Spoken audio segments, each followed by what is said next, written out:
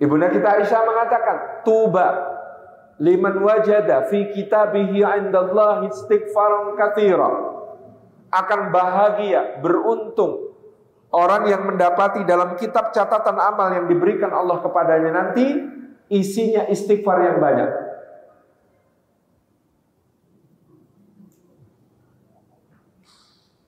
Maka luar biasa yang dikatakan Imam Ibnu Rajab Al-Hambali rahimahullah ta'ala.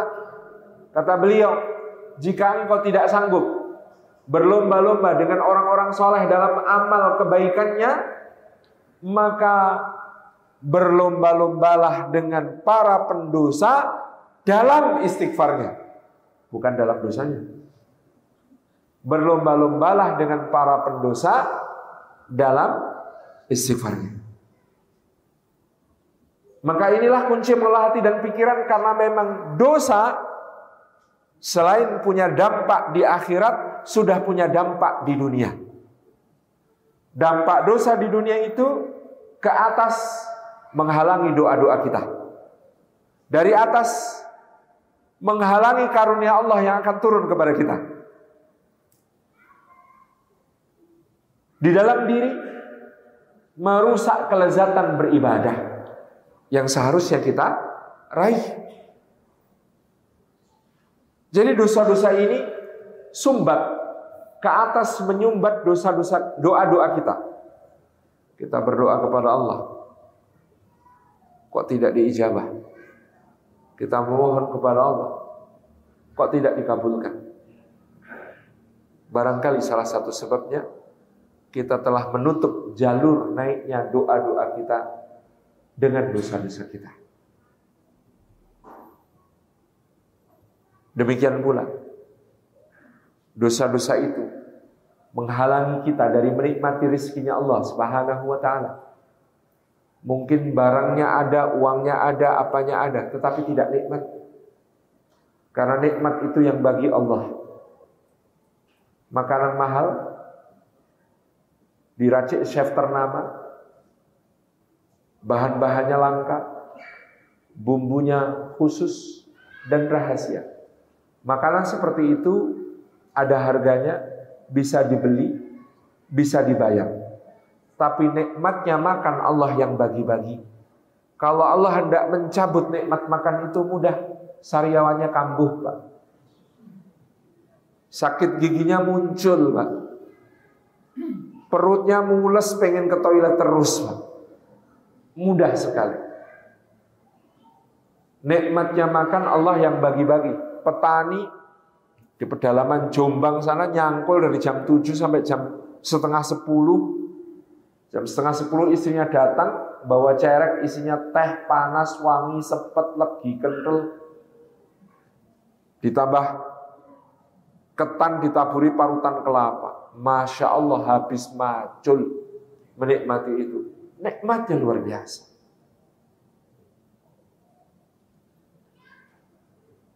Dosa-dosa kadang-kadang yang menghalangi kita dari menikmati semua itu. Kasur yang empuk, mendut-mendut, harganya mahal, atau kamar hotel yang mewah, layanannya setara bintang 7, Pak. Bukan punya obat sakit kepala. Bisa dibeli, bisa dibayar. Di Dubai ada di Burj Al Arab satu manajemen hotel yang menawarkan layanan bintang 7 semalamnya 350 juta rupiah. Apakah tidur di tempat seperti itu pasti nyenyak? Kalau saya jelas tidak nyenyak, mikir bayari. Kalau dikasih gratis, kalau dikasih gratis juga mikir, ini mbok mentahnya saja toh ya. Tapi yang namanya anak pemulung kadang-kadang Pak lugu dan polos, bantalan kayu, alasnya kerdus, selimutnya koran. Nyenyak. Insyaallah. Tapi yang lebih menohok adalah yang dikatakan Imam Hasan Al-Basri kepada seseorang yang lapor. Ya Imam, katanya dosa-dosa itu menghalangi rezeki. Lah nyatanya saya ternyata dulu waktu masih agak soleh-soleh dikit, itu malah susah hidupnya. Sekarang begitu wis apa-apa biasa wae. Dosa yang ngicip-ngicipi sithik, Itu ternyata sekarang omset meningkat, tender dapat, proyek jalan, margin tinggi. Berarti hadisnya itu apa ya? Keliru ya. Kok saya dulu waktu agak-agak soleh itu malah seret, sekarang begitu icip-icip dosa itu santai aja kok jadi lancar. Imam Hasan Al-Basri bertanya, wahai saudaraku, apakah engkau semalam qiyamul lail? Kata orang itu, enggak. Kata Imam Hasan Al-Basri, rezeki Allah itu jangan kau kira hanya berupa harta. Kalau karena berdosa kepada Allah, rezeki dicabut oleh Allah, maka banyak orang mati mendadak. Kenapa? Karena maksiat cabut rezekinya. Maksiat cabut rezekinya. Enggak, bukan begitu. Rezeki paling awal yang akan dicabut Allah darimu adalah kemesraan dengannya. Kalau engkau berdosa kepadanya, maka dia tidak akan sudi lagi untuk membangunkanmu supaya bermesra-mesra denganmu di sepertiga malam terakhir. Itu hukuman berat untukmu karena dosa. Jadi kenikmatan ibadah pun itu terhalang juga oleh dosa-dosa. Maca Quran kok rasane abot. Tilawah sak juz sedina tidak tercapai gitu. Mungkin kita perlu awali sebelum tilawah istighfar dulu supaya kita bisa menikmati kalam Allah. Mau sholat kok rasanya aras-arasen. Krungu adzan zuhur, kudune begitu. Ayo zuhur. Tapi malah bilang, ya malah wis zuhur. Malah wis asar. Malah wis maghrib. Mungkin yang kurang istighfarnya. Karena dia membuat kita tidak nyaman dalam ibadah. Pengajian, Ustaz kok omongannya nyengit lagi. Kok nyindir-nyindir aku lagi. Padahal nggak nyindir. Padahal memang hanya menyampaikan apa yang seharusnya disampaikan. Nah, mungkin yang kurang istighfarnya. Karena kurang bisa menikmati apa yang disampaikan. Ini contoh. Jadi ini Bapak Ibu yang dirahmati Allah, bahwa dia adalah pembersihan hati kita dari dosa-dosa yang akan membuat hati kita dan pikiran kita mudah dikelola. Kalau dosa menjadi noktah-noktah hitam di sana, maka hati menjadi rusuh,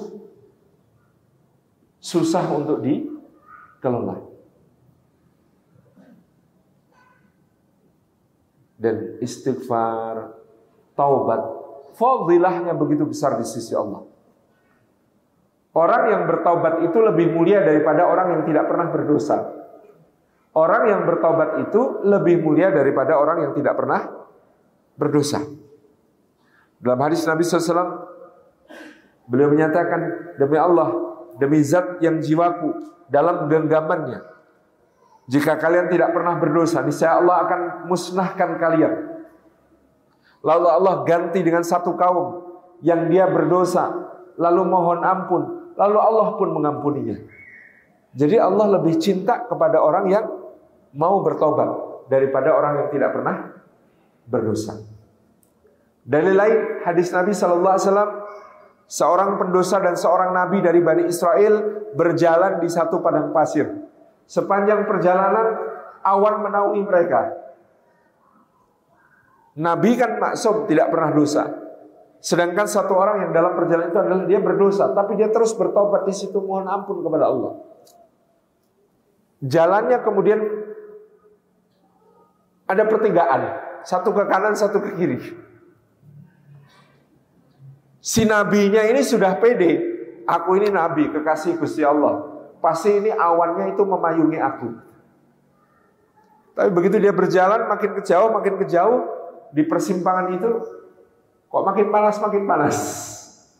Ternyata awan itu tidak menaungi si nabi, tapi menaungi si pendosa yang bertaubat itu kepada Allah Subhanahu wa taala. Dan istighfar taubat kita itu dinasihatkan oleh Imam Hasan Al-Basri menjadi solusi untuk semua orang yang datang kepadanya mengadukan masalah. Ada orang datang, "Wahai Imam, saya sudah lama menikah, belum punya anak." Perbanyaklah istighfar. "Wahai Imam, saya punya utang yang besar." Perbanyaklah istighfar. "Wahai Imam, saya dulu orang yang terhormat tetapi terkena fitnah sehingga sekarang saya menjadi sampah masyarakat." Perbanyaklah istighfar. "Wahai Imam, dulu saya seorang penguasa yang berpengaruh tetapi sekarang menjadi buronan." Perbanyaklah istighfar. "Wahai Imam, istri dan anak-anak saya sulit diatur. Mereka selalu membantah apa yang saya katakan dan tidak mau diajak ke dalam kebaikan." Kata Imam Hasan Al-Basri, perbanyaklah istighfar. Semua masalah, perbanyaklah istighfar. Karena mungkin kita bukan kurang mikir solusi, tapi kurang istighfar. Tabaraka rahmat.